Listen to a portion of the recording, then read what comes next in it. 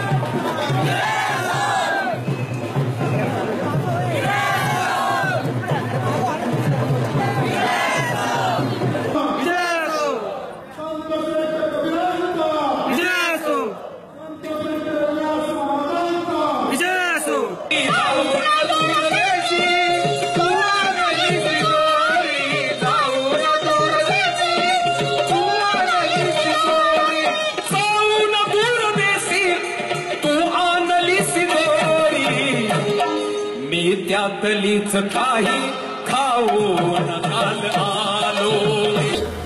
एक पर्व कुठल्याही एका जातीपातीचा नाही, तर या महाराष्ट्रातल्या तमाम बहुजन बांधवांच्या वतीने या मोर्चाचं आयोजन करण्यात आलेलं आहे।